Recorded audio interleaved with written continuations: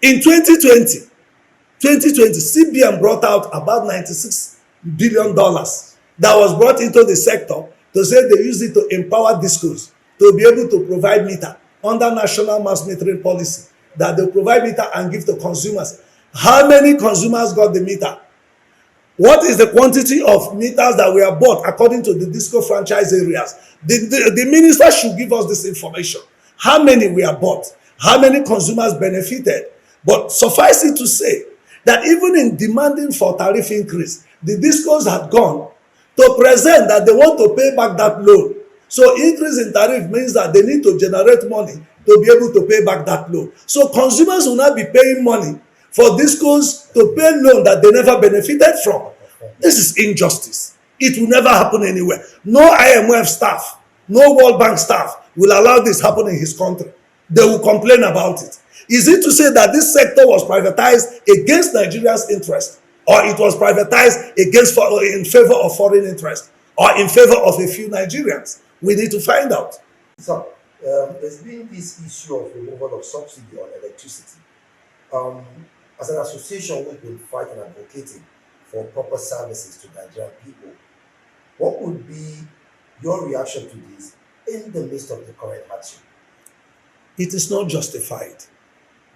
You see, taking advice from World Bank and taking advice from IMF and using it to rule Nigeria is not the best. It's not the best. The subsidy, when was subsidy even, where did the subsidy come? Let them give us account of how the subsidy was given. There is need for transparency and accountability in this sector. If you were giving subsidy, you are mentioning the amount. Who gave it? There is a power assistance fund. Under power assistance fund, who and who benefited? How did it go? Who got them? We need to know. But beyond that, why will you remove subsidy now? That subsidy has been removed from petroleum. And you know very well that most industries and SMEs in Nigeria operate with electricity, the on-grid. Now they can't buy fuel to use. They don't even have the electricity to use. Now you want to remove subsidy and increase tariff for them to pay. By the way, the minister is talking about non-effective tariff. How? If you look at it, if you're talking about subsidy, who has been funding the sector? Is it the consumers or the discos that have been funding the sector? It is the consumers. If you look at it, can the minister present in sincere terms the amount of money these discos have invested in infrastructure, buying transformer, pole and wire, maintenance in the sector, and then how much consumers have invested?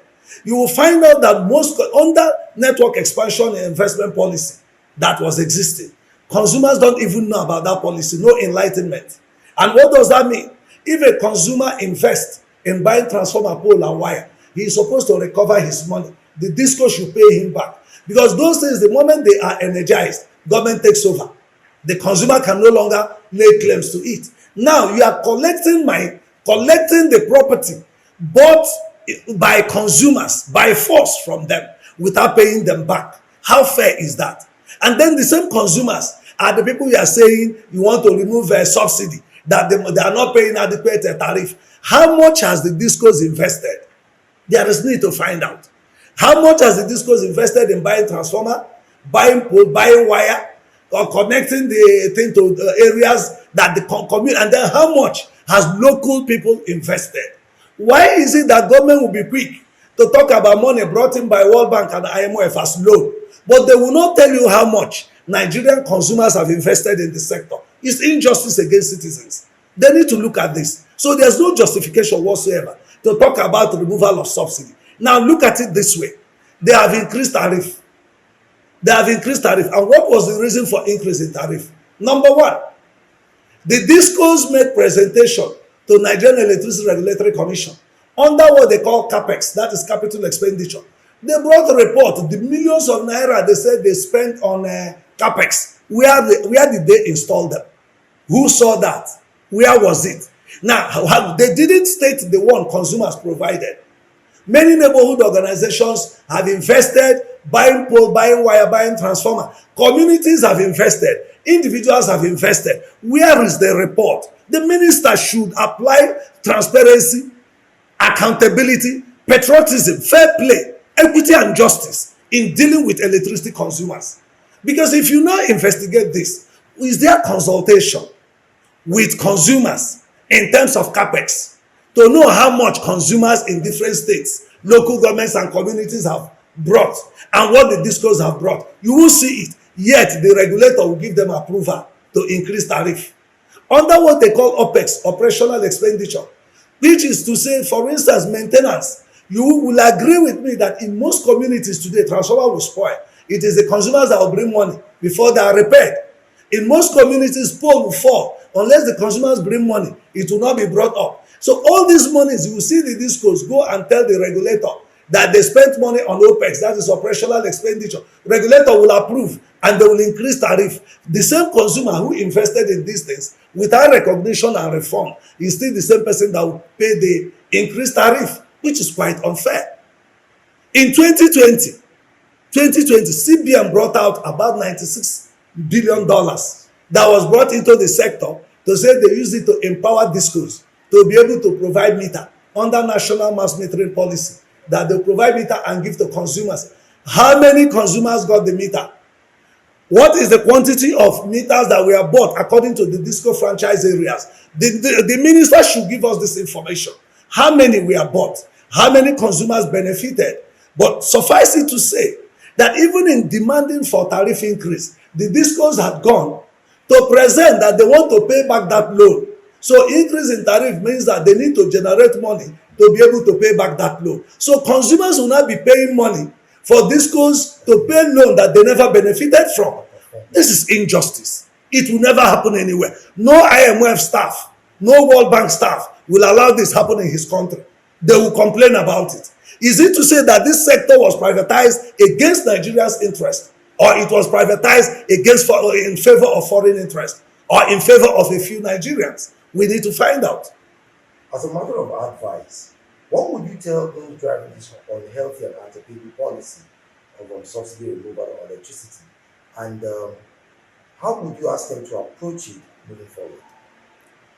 The issue in this is that the National Assembly need to look into what is happening in the power sector. And the minister should, in sincerity, even now that they're saying they've given states authority to establish, generate their own electricity and distribute, these issues should be discussed. For instance, the Bureau of Public Enterprises, at the inception of power sector privatization, said that the state, local government, and federal own 40% share of the value chain. So what has the states benefited from 2013 till date? And most of the consumers reside in local governments and states. So how much has each of the states benefited? There is need to find out.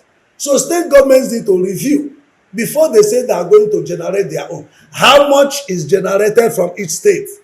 Because even if private investors will invest in enabling states generate and distribute, they want data that will convince them that they will be able to make profit in that business. If that is not done, it will be a problem. So there is need for customer-based survey, customer-based consultation at various states and local government levels before the problem in the power sector can be solved. That's my position. Transformers are connected to the grid at the weekend without adequate supervision. And why will transformer be connected to the grid at the weekend? It's so that there won't be supervision to identify, one, the quacks are the people doing it, and the materials that are used are not quality materials. Such things can cause grid collapse.